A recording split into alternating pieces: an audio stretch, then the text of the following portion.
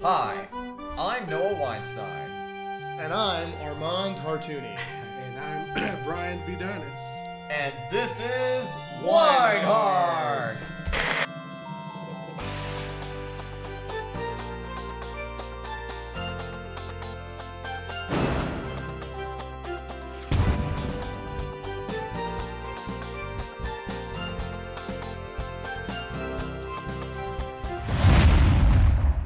Welcome back, everybody. It has been a long hiatus. Yeah, the last time we did this was Jeremy, right? Yep, Jeremy.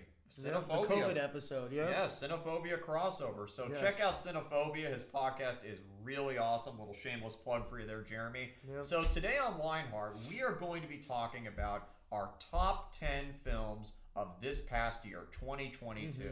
And with us is our special guest today and our very good friend, Brian Vidanes. Oh, thank you guys for Brian, having me. thank you, of How are course. you doing, Brian? I'm doing well.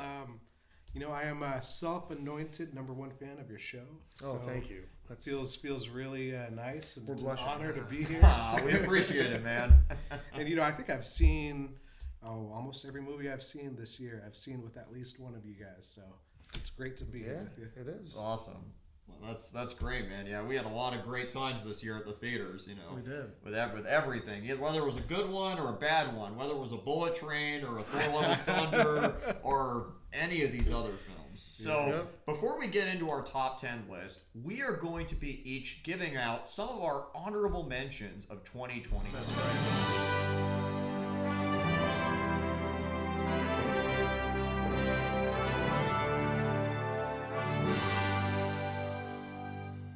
I have three, which just barely missed the cut. First one is Barbarian. Nice. Had an awesome time with that one. The other one is Ambulance, which I also had an awesome time with. But the one that I think is going to be a surprise to both of you is I have RRR as my just missed the cut. What?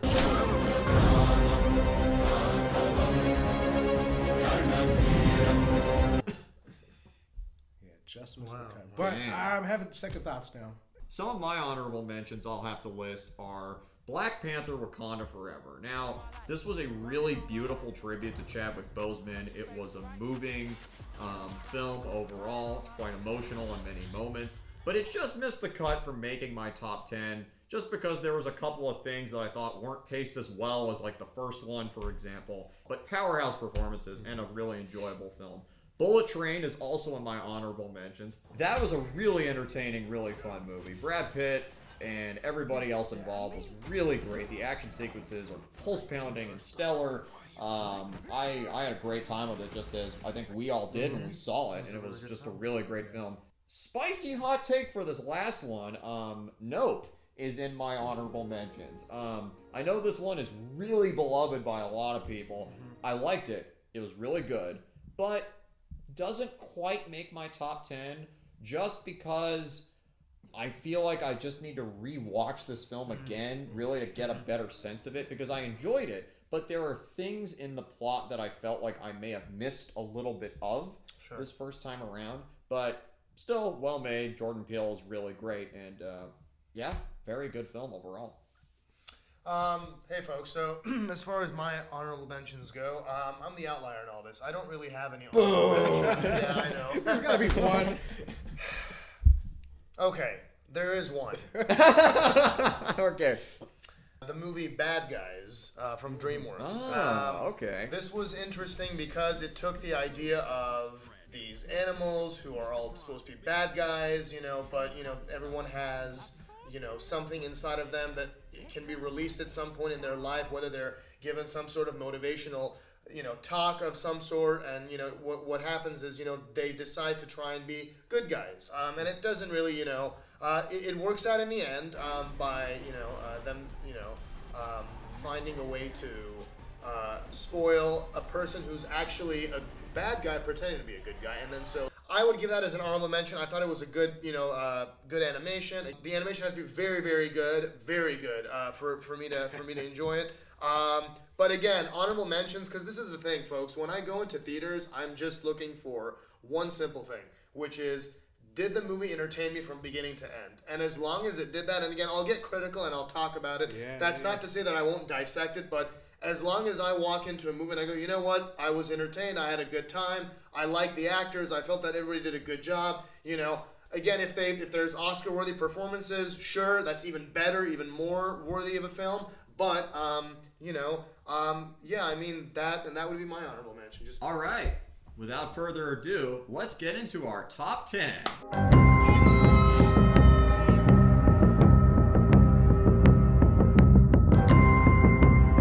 My number 10 is a bit of an oddball pick.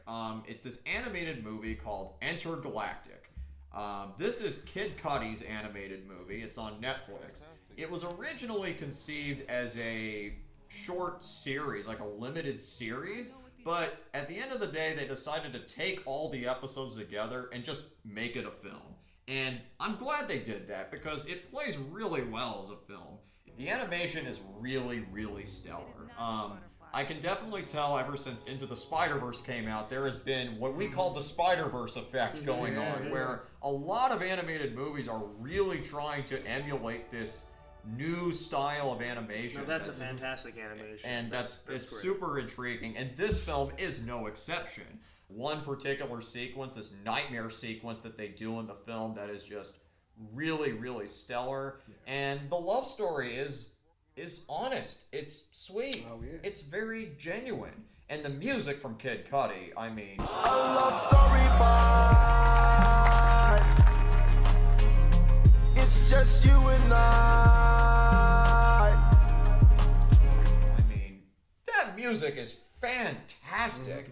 I popped it on one day on Netflix after work, and it was quite a movie. I really enjoyed it. It was a beautiful looking film and a nice, simple love story that I just thought was told in a unique, different way. So that's my number 10, Intergalactic. My number 10, also a Netflix film. It's Hustle with Adam Sandler.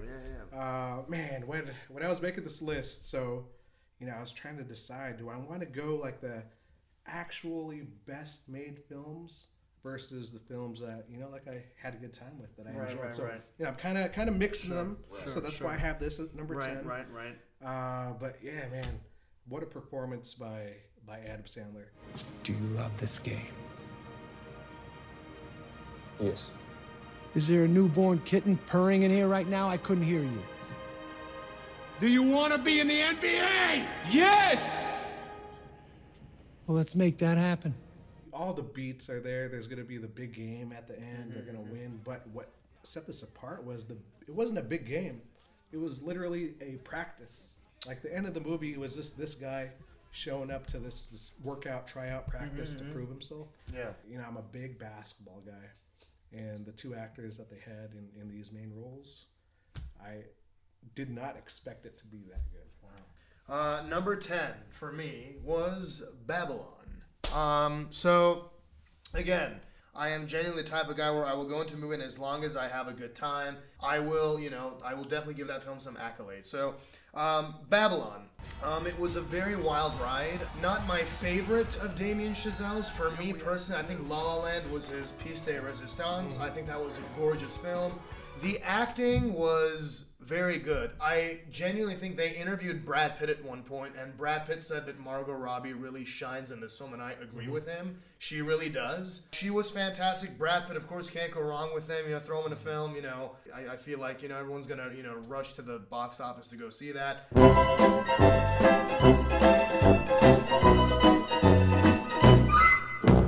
It was good. There were moments, there were scenes. There was this one scene, and I won't give away too much, with Margot Robbie, where she's being given direction, and everything goes wrong. And I was laughing so loud, it was hilarious.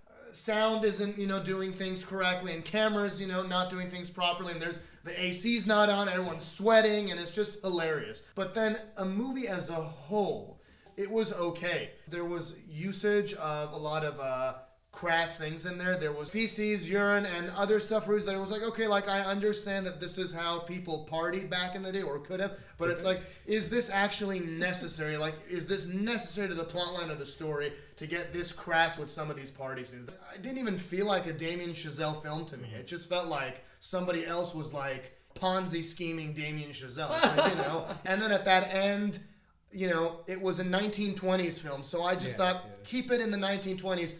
They threw clips of Avatar in there. They threw clips of like Jurassic Park in there, Terminator, and if you haven't seen it by now, too bad, you know? This is why this is my number 10, because I enjoyed the movie. And that's to say, like, and hey, look, Damien, you still made it into my top 10, man, you know? So that's a great thing. You know, so I enjoyed the film. It was a good film. Some parts were meh, but overall, solid film. My number 9 is The Batman. This was a really interesting, really cool take on the Batman character. Now, I'll be completely upfront with you. I was not looking forward to this movie. I was not looking forward to it. Because I felt like, in terms of Batman cinema, we really peaked in the Christopher Nolan time. It really, really peaked with Batman Begins, Dark Knight, and Dark Knight Rises. And everything we've gotten since then has just been like, save Martha! Why did you say that name? Ben Affleck, look, I'm tired of pretending he was a good Batman. No, he was not, in my opinion. When I found out that Robert Pattinson was cast as Batman, I will admit, I fell out of my chair laughing. I think you did I too. fell out of my chair laughing.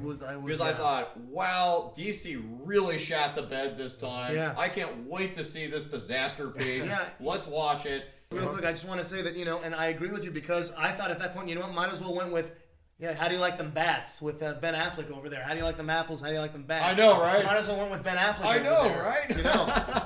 But that being said, it is in my top 10.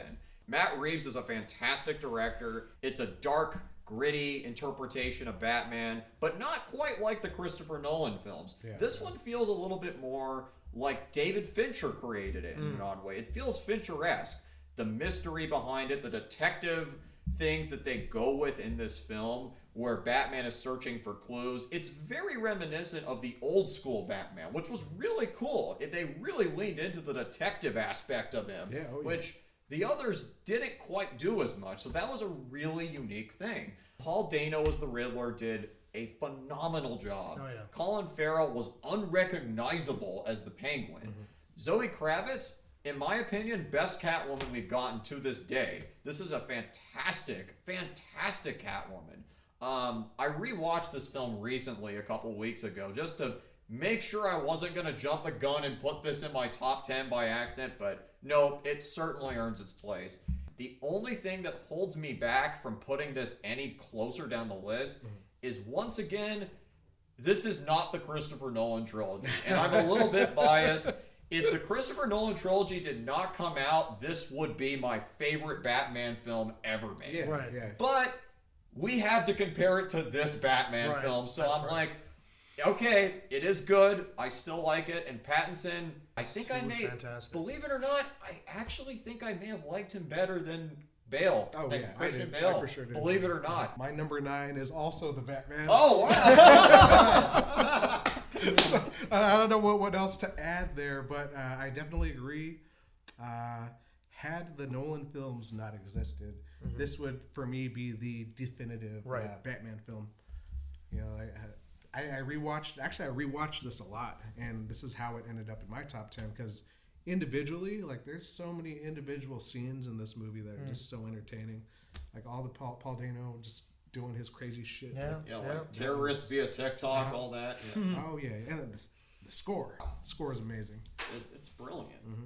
My number 9 is going to be, and again, and also, folks, I have to admit that I didn't see as many films as I wanted to, so this is why my list always is different. Again, I love movies, I love going to them, but, you know, life gets in the way, of course, and, you know, you try to balance a healthy amount of having fun and seeing movies and, you know, catering to family members and whatnot. Anyways, my number 9 that I was, again, I really enjoyed was Black Panther: Wakanda Forever. It's very melancholy, as you all know. It's very like there's a lot of themes of like sadness, and of course Chadwick Boseman isn't here with us anymore, which is so very sad. I actually have a family friend right now who is has the same thing, colon cancer, and it's a sad thing. So we do need to bring awareness to it. It's a terrible. All cancers are terrible, and we need to find a cure. This movie was beautiful. I think they did a great job in honoring the late Chadwick Boseman. I think we don't get a lot of these in Hollywood, but Chadwick wasn't just a great actor. He was also a decent, good human being, a great person, This is his movie, He's not here with us, but this is his movie. And, Angela Bassett was fantastic. She just won a Golden Globe. And there's just so many great things about this film, just the way it's shot.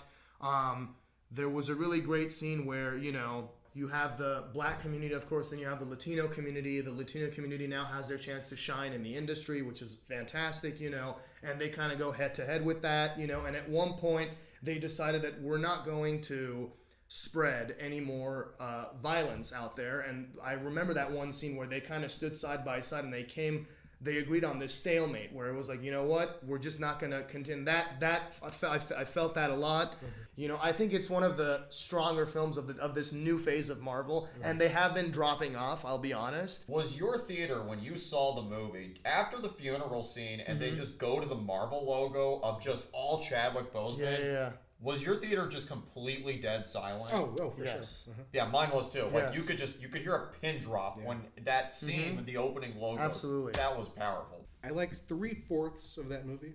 Had they dropped all of the General Ross subplot, which kind of I agree. Drag it down. But Yeah. I get it. They need to build this bigger universe. Right. But it was all exposition stuff. Another character could have done that. My number 8 is Pearl. This is a horror movie from A24, and this is a prequel film, believe it or not, to another film that came out this year, X. This is directed by Ty West. He has got a really interesting style going on. Mia Goth is phenomenal as the title character, Pearl. She lives with her family. Her dad is severely ill. Her mom is crazy and incredibly controlling and really won't let her go out and do her own thing. So it's this woman's descent into madness, basically. She just starts killing the animals on the farm. Wow. She gets her mom set on fire and gets her like 3rd-degree burns, and after that she throws her into the basement to basically just rot for a little bit. And this movie is just chaotic because the performance of Mia Goth carries this movie so much. You don't know what she's gonna do next. She wants to be a movie star and all that kind of stuff, but she's going about it in this twisted, fucked up way. It reminded me of a Vertigo or a Psycho very much, where there aren't really any jump scares to it, but there's a lot of these tension building moments where you're just like, ugh, is she gonna do this next? Is she gonna do that next? That's terrifying. And that's my number 8, Pearl. Number 8 would be Babylon, which I know Armand already talked in depth about. I know you mentioned Margot Robbie and the scene where, actually there's 2 scenes in that film. There are. Where she is, trying to act out a scene, all the crew's doing everything, and that performance just blew me away. It was fantastic. Like that in any other year, because I'm picking either Cate Blanchett for Tar or Michelle Yeoh for Everything Everywhere All at Once. Right.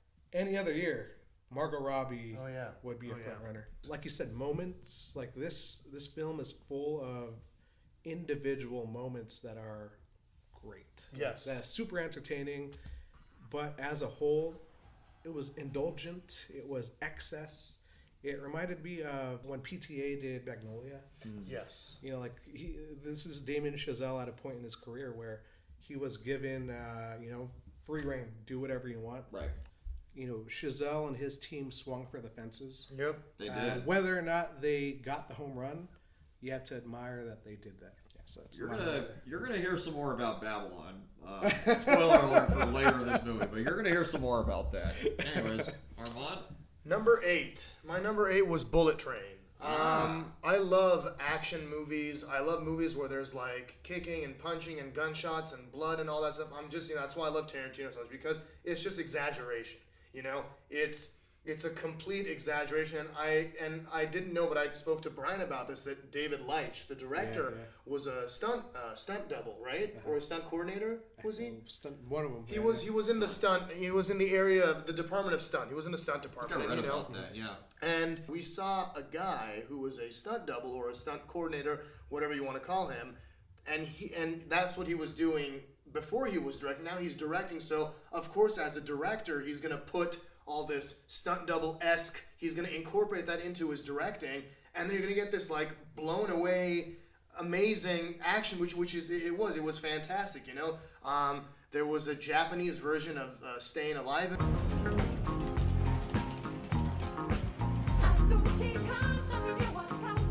Brad Pitt was great. Aaron Taylor Johnson and Brian Tyree Henry. Yes, thank you, Brian Tyree Henry.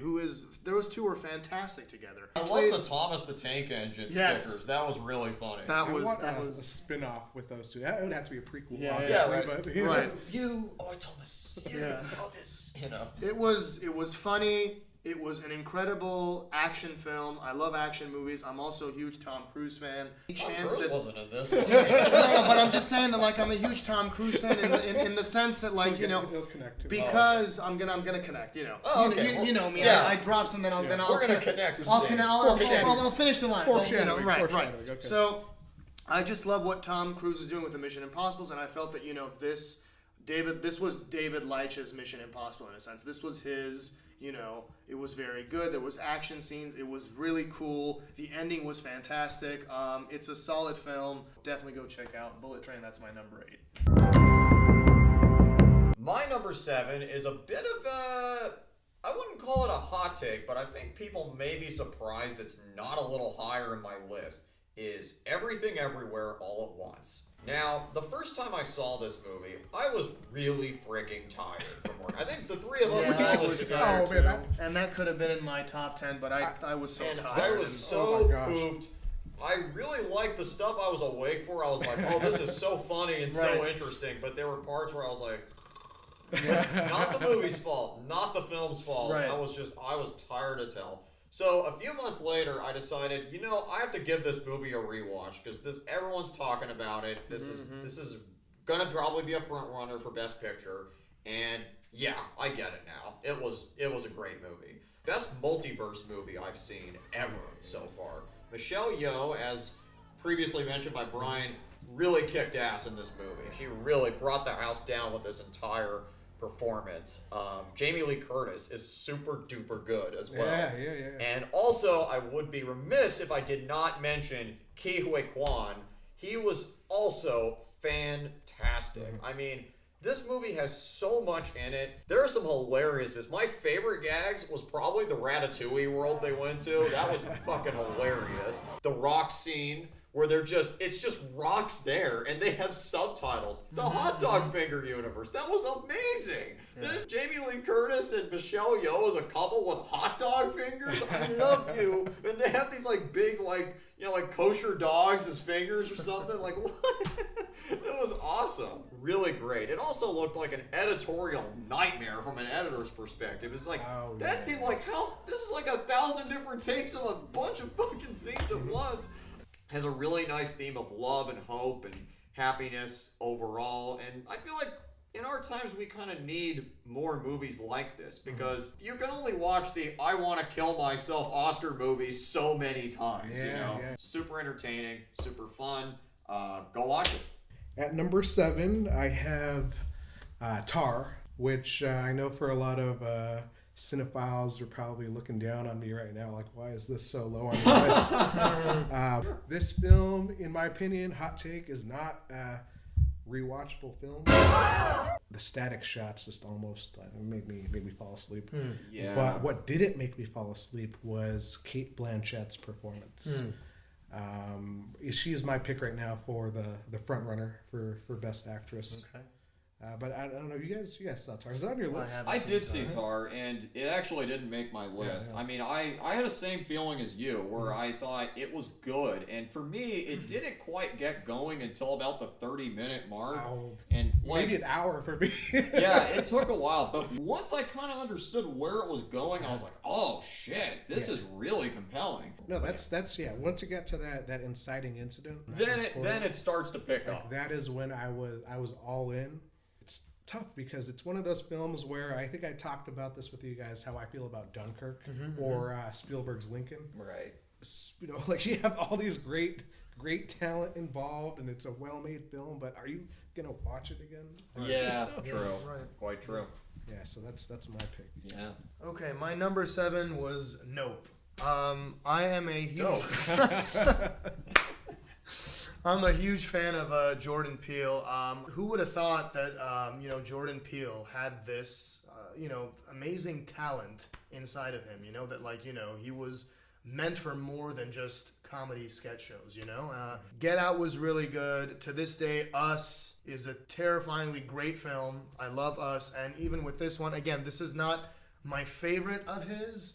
But it made it my list of this year because, again, when I'm going to the theater, I'm picking films that, it's like Critics' Choice. Critics are like raving about them. It's usually, if it's getting a lot of buzz, I'll go see it. It was Alien-y this time. I think Noah or Brian mentioned the Jaws aspect of it, that, the ending is kind of mirrored of Spielberg's Jaws. There was a scene in there where a monkey just starts flipping his shit and just losing it and starts tearing everybody into pieces. That was a terrifying scene that I couldn't get out of my head for like a few days, which was shot very interestingly. I loved Keke Palmer. I loved I'm blanking out on his name. He's the British Daniel Kaluuya. Thank you. I loved Daniel Kaluuya. Thank you. The chemistry of those two was fantastic. I don't know why, I just loved the cinematographer in that film, who was like filming at one point and made the non-electric camera, and then he was like, "Who's this asshole?" I don't know why. I feel like Jordan Peele played a character like that back in the day, and in one of his bits, and kind of just took that and maybe threw it in there. Stephen Yeun was also fantastic in that as well. Yeah, solid horror film. Not even horror, just solid. Solid it's film. just a solid film. My number 6 is Glass Onion, a Knives Out mystery. Rian Johnson, great writer-director. Really just a fun movie overall. I wouldn't say it's quite as good as the first Knives Out. That's my only real drawback of the film. But it's a really fun, really entertaining movie. Janelle Monáe stole the show. What the fuck? The entire cast that they got for this was super duper spot on and awesome. Dave Bautista, Edward Norton, everybody. It was so quirky. Rian Johnson has this ability to write this really quirky but very realistic dialogue. I was not a fan of his Star Wars movie, but I honestly think he is a far better director when it comes to his own original stuff versus trying to do a franchise. And Daniel Craig, that southern accent, people are divided on it, but I love it. It's so dumb. It's so dumb, it's brilliant. No! It's just dumb. I read somewhere that they were taking around with the idea of him having a different accent each time. Oh, like, really? Something like that. Oh, really? Oh, my God. Okay, number 6, I have Nope, which Armand, again, beat me to it, talked in depth about everything. When we first saw it, I went with both of you guys. I was so underwhelmed by the movie that, it ended and I was just like, what did we just watch? I wasn't feeling it. Like, I think I was conflicted because, I want to like it. I go into every movie wanting to like it. Yes. And this was the first time where I just like, I don't know. But I think it was because I was expecting something else. The trailers, I was expecting this exciting spectacle, and it turned out to be a movie about spectacle. Like the monkey. Right. The whole thing is this dissecting what it means to be a spectacle. Right. What is the currency of spectacle? Right. I thought about that, rewatched it again. It made sense. Yes! Nobody fucks with A-Wood, bitch! rewatching it really made it a better film. My number 6 is Glass Onion, same as Noah's. Nice. Noah did a pretty good job, recapping on it, but I will throw a few things in there. I think Rian Johnson was born to do murder mysteries. It was a fun movie from the beginning. The cast was phenomenal. I don't know how it could have been topped. I mean, I really enjoyed. I liked the original one better. This was a different one though, but I didn't really understand the whole him having an issue with it saying a Knives Out mystery at the bottom. He just wanted it to be a standalone title called Glass Onion. But my thing is that that's a good way to franchise it, so people are aware that this is a continuation of it. You know, there we go. It's a good Top 10 of WeinHart history. You know? You know, it's good, but it's smart to do that because that's a good marketing tool. Where if somebody who's completely oblivious to what this movie is, you know, they can go, oh, okay, so it's a, you know, it had a predecessor and this is the continuation. So everyone, that's fine, but. Again, movie was solid. Janelle Monáe freaking killed it. I think she's fantastic in this. She plays herself, and she also plays her sister Helen in this one, which is fantastic. She has a southern accent in that one too. Again, all these movies are they're good. It's just entertainment, and it's just a solid film. And I'm gonna keep saying that because they are solid films, and because they took the time to make sure that we're gonna make sure that this audience is entertained from top to bottom. Anyways, that's my 6. My number 5 pick is Pinocchio, directed by Robert Zemeckis. Wait, no, I'm sorry, wrong one. That's not it. My number 5 is Pinocchio, starring Pauly Shore. Nope, not that one. Wrong one too. Nope, that's not it. My number 5 is Pinocchio by Guillermo del Toro. Now, this, to me, is probably my favorite adaptation of Pinocchio so far. The look of it was just really gorgeous, and the animation was fluid. It moved really, really well. What I liked about this movie, compared to what a Disney version of this would do, is in this movie, you really get the sense that Pinocchio is more of this like Frankenstein's monster kind of a creature. Right from the sequence he becomes alive, he almost accidentally kills Geppetto a couple of times. And in this version, Geppetto is actually kind of resentful of Pinocchio. They had an axe and they wanted chocolate. Hot chocolate. Pinocchio, you shouldn't lie to me. I am your papa. He really wants Pinocchio to be like the son he lost. And he's not that. It's a very deep film in that regards. He learns to really care for the kid and love for the kid in a different way, of course, that he did for his first son, who dies at the beginning of this film. Ewan McGregor as Sebastian Cricket is really, really good. His narration really takes it up a notch. The concepts of it, the Pinocchio going to the afterlife and dying 3 times in this movie, and then coming back to life and just having this like angel-like creature come in and just say, you can be here for 10 more minutes and then you will come back, you will respawn back into the real world, was such an interesting, unique concept. I also thought it was interesting how they set it in fascist Italy. They weaved that into the story very well. There's this bit where Mussolini watches Pinocchio at one of his shows, and he's like, I don't like that guy, kill him. And then they kill him, and then he like goes to the afterlife. Really wild film. It's my favorite animated movie of the year by far. Also, huge props to Guillermo del Toro for at the Golden Globes saying that animation is cinema. It's not a genre for kids, it's a medium. Bravo, Guillermo del Toro. Okay, number 5 for me would be The Fabelmans.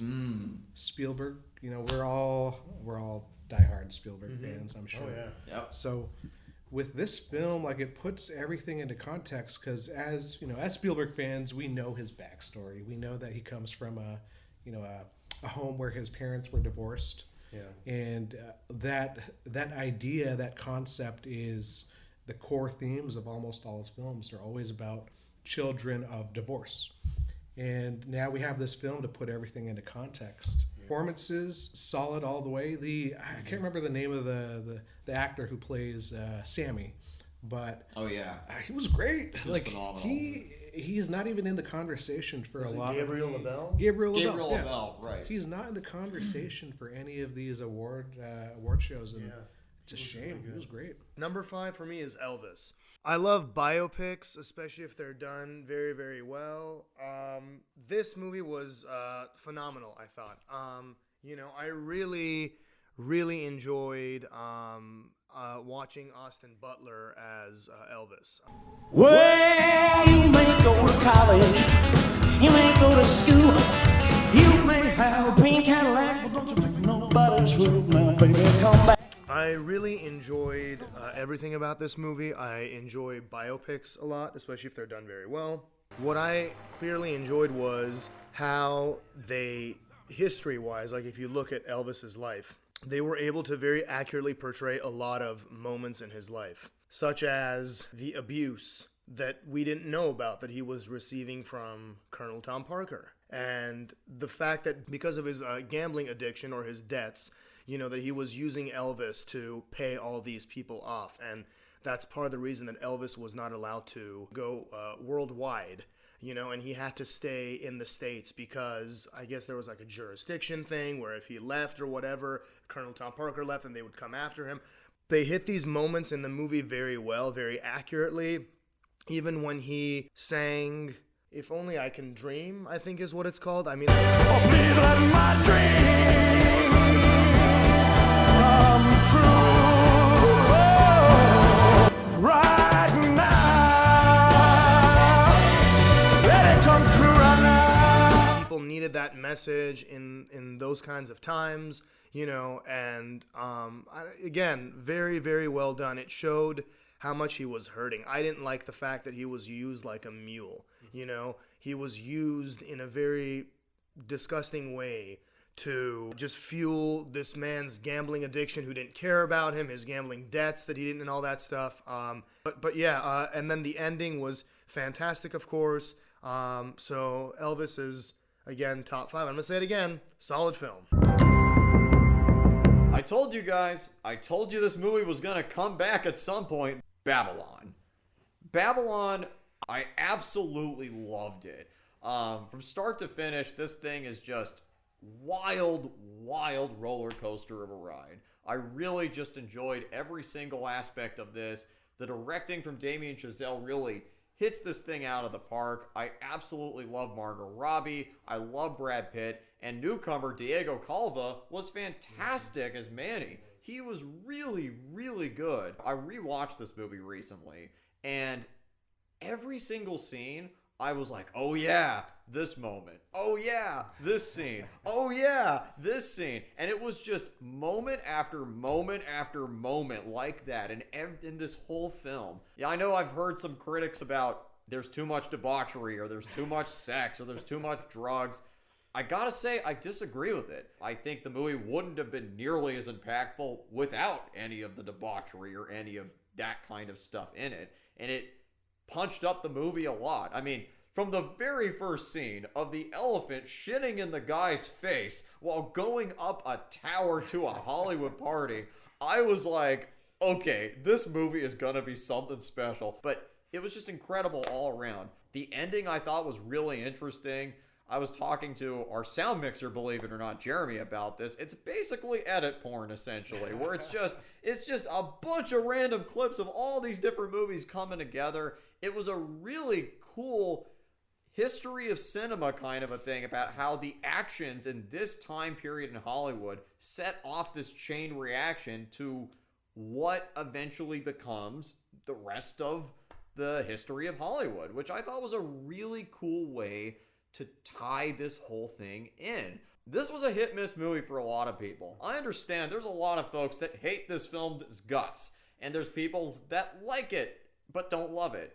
I am in the firm I loved it camp. I saw it twice. I can tell you this much. This is one of my favorite Hollywood films ever made. It was almost like he did Once Upon a Time in Hollywood and Wolf of Wall Street combined into one movie, and that's kind of how it feels.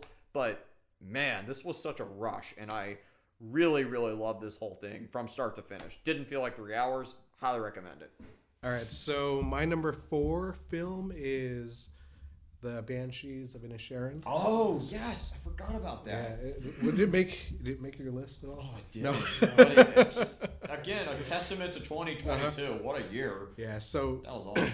If you haven't seen it, two best friends. One friend just decides he doesn't want to talk to his friend ever again, with some really harsh consequences if he does talk to him. Mm-hmm. It just made me rethink friendships, just friendships in general. Yeah, like it made me think about like, damn, was I really ghosted, or was it just one of the homies just doesn't want to talk to me ever again? Now, if I've done something to you, just tell me what I've done to you. Well, you didn't do anything to me. I just don't like you no more. You didn't like me yesterday. But solid performances all around. Cinematography, amazing, gorgeous. Yeah, the Inisherin Island was beautiful. And like all the films that I've picked have a rewatchability factor to it, and this fits that criteria. So that's my number 4. My number 4 is, we spoke about this earlier, The Batman. It's not comparable to the Christopher Nolan movies, but it's its own different thing. And that's the point of cinema, is that everyone has their own individuality and brings something to the table. You don't necessarily have to follow a giant for it to be considered a great movie.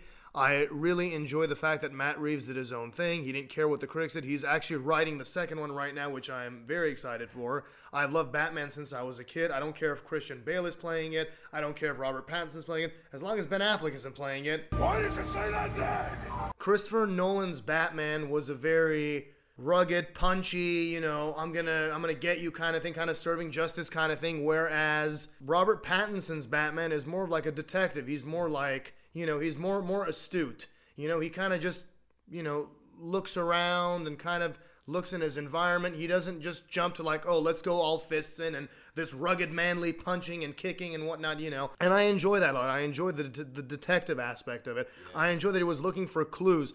I enjoy that whole car scene with the penguin. I thought Paul Dano was amazing. Paul Dano is one of the greatest actors, and, he was also great in another movie that I'll talk about pretty soon. But it was great. It was solid. I saw it twice. I'm excited for the next one. I just love watching Batman. I think the concept of, a billionaire who is a billionaire in the morning and fights crime at night, I think it's just a fantastic idea, and I think Batman may be the only DC superhero that I'm for. Other than that, I feel like I'm more of a Marvel person. But anyways, great film, solid film. Can't wait for the next one. My number 3 is The Fabelmans. This was mentioned earlier. Brian already touched upon it. I'll just briefly go through it again, just because I think you kind of touched upon the things I sort of wanted to touch upon on this. Overall, this is a really nice movie. It's a very well-directed film. I really enjoyed seeing Spielberg's childhood story really come to life in this movie. It was very nicely done, and you could definitely tell that there's a lot of personability into this film because, this is Spielberg's upbringing, essentially. This is his story, is like how he grew up and, his parents getting divorced. There was this element of sappiness you get to it. You kind of get this with a lot of Spielberg movies where there's this sappiness to it, where it's like, it's sappy, but it works. Yeah. And the parents felt like very real characters. They didn't feel one-sided or short-sighted in any way. You understood the perspectives of both sides of where they were coming from, which made it way more interesting and way more fascinating. All the moments where he's making movies, it reminded me of when I was younger and I was making little movies. It reminded me of that. I didn't do it to the degree he did it, which was like insanely awesome, but it reminded me of that. It took me back to that and a little personal connection to it. All right, my number 3 is Everything Everywhere All at Once. Ah, nice. Which I guess in the when I really break it down, it is my pick for the best film of the year. But the other 2 had more of an emotional impact for me. But this film, I know Noah talked about it earlier, it deals with the idea of grief in a way that just, it was hopeful. It was hopeful, as Noah was mentioning earlier. And it was refreshing when I saw it. You're not going to have very many movies lately that are going to say, let's be kind. Everything is so bleak. So that was a refreshing change of pace. Sure. But Michelle Yeoh, I've just always been a fan of hers for forever. And this was the culmination of everything that she is good at. Everything everywhere all at once. Yeah. So yeah, that's my number 3. If you haven't seen it, go see it. Armand, see it again. See it again. No, and this is, and I just wanted something quick about that. I should need to go see it again because I was just very tired that day. And I have a rule that I should not see movies after a certain time. On the day we do saw not that, see movies if you're tired as hell after work. On the day we saw TSA that, from WeinHart. I thought you were concussed. That did happen. I ran into something by accident, and I thought I was concussed because I had a big bump on my head. I just didn't see. I don't know what happened. It was just all a blur. But anyways, and I remember Brian, you were asking me the 3 questions. That's right. What are the 3 words you remember? Water, Sean, and something else. Anyways, but I wish we saw Ambulance that day. So you could have seen everything everywhere all at once with fresh eyes. Yes. And I will, but I definitely will go see it again. My number 3 is The Fabelmans. The Fabelmans. We've already touched on this. I am a huge fan of Steven Spielberg.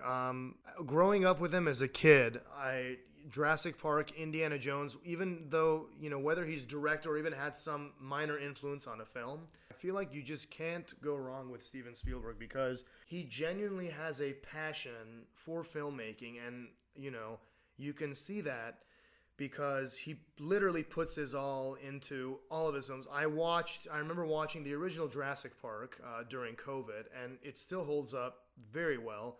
Fabelmans.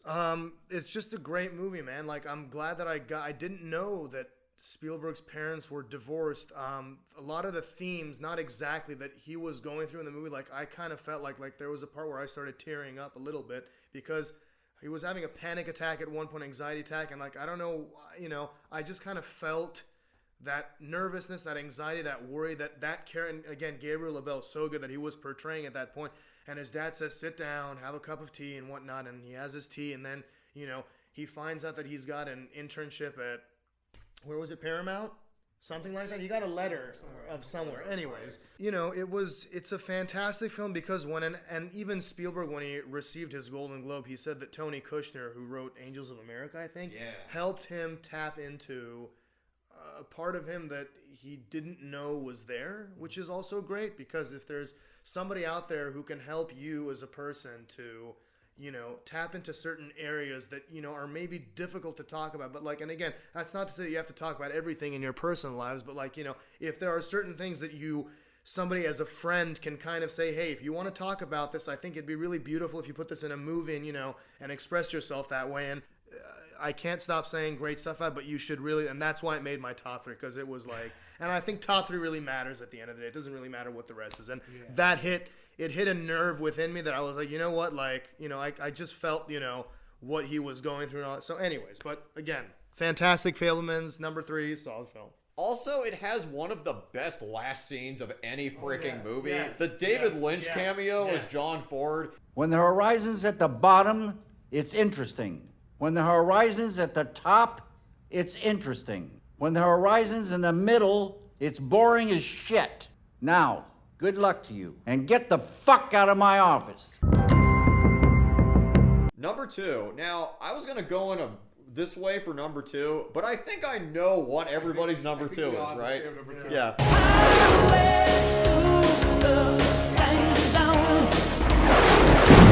Top Gun Maverick.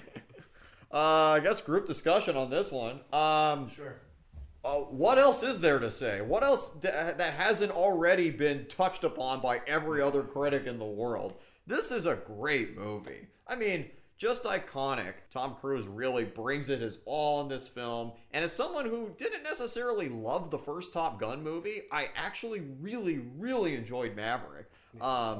There was aspects of the first film that were a little dated to me. All the stuff with Tom Cruise running, chasing girls into the bathroom was just really #MeToo weird. But instead, they tell a really personal, really great story about Rooster and Maverick. Rooster, who is Goose's son, And it's really, really nice. The action sequences are outstanding. The final act of this movie, where they're fighting the bad guy at the end, is just insane what they do. It was wild. It was on the edge of my seat. When we all saw this for the first time, I went in with kind of low expectations, but I was so blown away by it. And not only was it a great summer blockbuster, it was just a really tight script. Yeah. There was not one part of this I sort of said, cut that out. Every single moment of this was like, this is an important beat in the story, or it's something really interesting and entertaining and thoughtful, I think.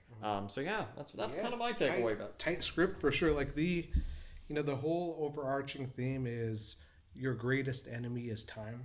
Right. Like having that bring everything together, it set it apart from just your average, blockbuster movie. You had characters that you cared about. You wanted all of these like the Goose and Maverick character to finally come together at the end, because like the theme states, time is your greatest enemy. We're running out of time. Let's just go do whatever we got to do now. Right. And then like just solid structure. At the start of the movie, like they had a save the cat moment for Tom Cruise where he's going to fly Dark Star, and I think Hondo asks him, like, you don't have to do this. You have nothing to prove. Right. And then he says, well, what about all the people who are working on it? What then? They're going to lose their jobs. Right. It's like from there, like I was already, we know he's our hero, but I felt an even greater connection, like, I'm really rooting for this guy, and that's why it works. Like I'm rooting for everybody in this movie. I feel the reason why I felt this was a fantastic film was because it was very nostalgic for me, because it didn't feel like a 2022 film. It felt like I was watching a movie in like the early 2000s kind of thing, Yeah. And even older than right, that. Even older than that, like exactly. 90s even. Right, exactly. And I feel like for example, when you go to Universal Studios, like the theme park or Disneyland, which I was there a few weeks ago, when you're in the theme park, you don't care what's going on outside of Disneyland or outside of Universal Studios, because you're immersed in that adventure. You're immersed in that small world that they've built. The same with Top Gun Maverick. When I was watching that movie, I was so into the movie. I didn't care what was going on outside the world. I didn't care what was happening, anywhere. I was invested in this film. I was just in, and it felt like time just kind of stopped for a bit, and I was just in this world for a bit. And I love that. And I've posted about this film. I've raved about it, I don't understand why Avatar 2 is above this movie. I understand that Avatar 2 visually is phenomenal, but I don't understand why a movie that is it's a feel-good American film. You got dudes flying fighter jets with aviators on. It has its own volleyball beach scene. Yeah, right. It's just a bunch of cool dudes doing cool things, and it's just fun, man. It's just fun to watch. I'm looking at Tom Cruise going like, this man is like he's a superhuman. Like the fact that like you're watching this going like, this guy could, God forbid, something bad, like he could die doing these things, but he's aware of the safety and the measures and all that stuff, and he's smart about it. So, but anyways, it's a great film. Go see it. The actors are great. Everyone's fantastic. It's a solid film. My number one favorite is Avatar: The Way of Water by James Cameron. Right, now, no, I'm just kidding. It is not. Forget that. My number one favorite movie is RRR by director S.S. Rajamouli. I mean, what a film. What a movie, man. I mean, I have not been this blown away or entertained by a big blockbuster in a very long time. With the exception of Top Gun Maverick, these two films, and this film especially, really brought something different and unique. It really had everything in it. It's a dance movie at one point. It's an action movie at many points. It's a drama. It's a comedy. It doesn't do genres. It's just its own thing. And that's what I love about this movie. The basic themes of the movie are really, really strong. The theme of revolution and freeing your people from oppressive dictators. Natu, very well deserved for Best Original Song at the Golden Globes. And I keep rewatching that dance scene over and over and over and over again. I mean, it's so good. It's such a bop, and it's so memorable. That's like my favorite dance scene in any movie, I think.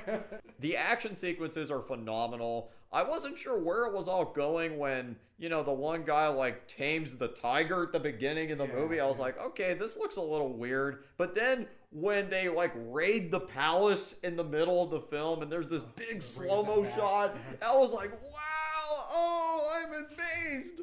RRR is just fantastic. It's such a special film. Yeah. It's so different than anything I've seen in a long time. And SS Rajamouli, I want to see more of his stuff because that was spectacular. And that is my number one pick of 2022. And now that I think about it, I think I might, like, you know, Nope.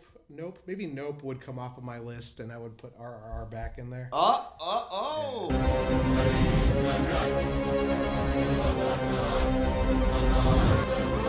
It just, I think it was lost in the shuffle because I saw it way back in, when it came out.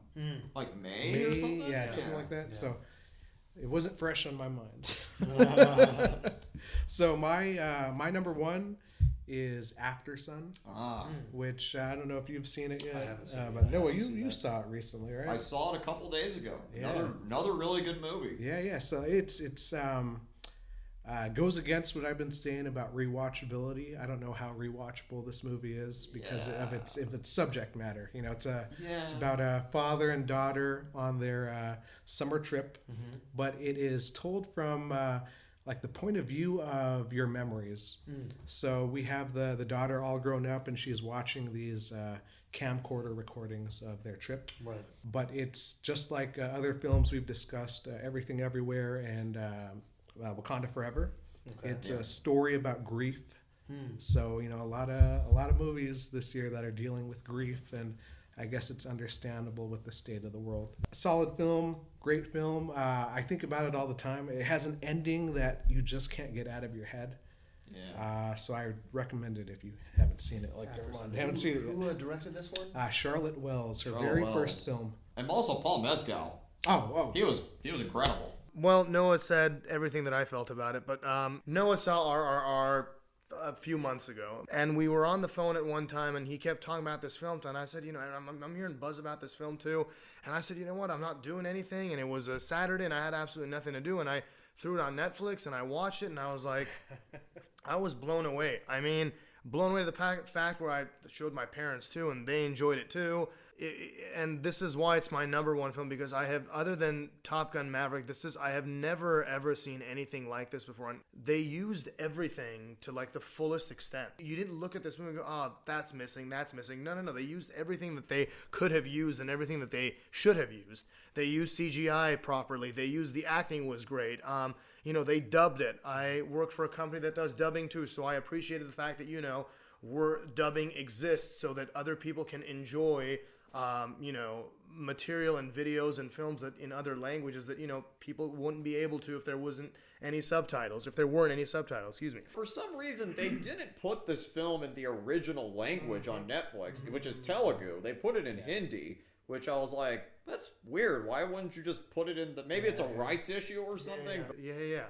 Because the Netflix one is in Hindi and Telugu is the original. That's right. And I was actually jealous because they actually showed this movie in theaters, like for a limited amount. And there were people at the TLC Chinese theater, like getting up and dancing. And I saw footage of like people having a good time. I was like, man, I wish I was in that crowd because it would have been even more enjoyable to see like that. But it was great, you know.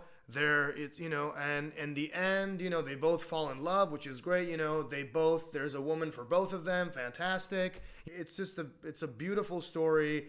Some parts are very difficult to watch, but it's that difficulty that makes it visceral, and it's so it's palpable. Like when characters are being hurt on screen, like there's this one part where like this woman gets like shoved, you know, it's, you know, or you know, like the whipping scene and all these other things. But it's a fantastic movie.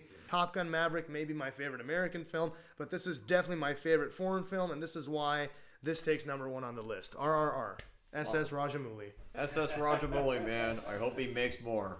Well, guys, that was a wonderful top 10. Yeah, that was great. list. Thanks for coming. Thank you for having me, guys. Thank you very much to Brian for showing up with us. thank man. you. Signing off, I'm Noah Weinstein. I'm Brian Vidanes. I'm Armand Hartoonian, And this is WeinHart. Hit that subscribe button. We'll see you next time, guys everybody. Bye. Thank you. Before we go, can we do the RRR handshake? Yeah, sure. Oh, yeah, sure. Yeah. For both of you guys. Yeah.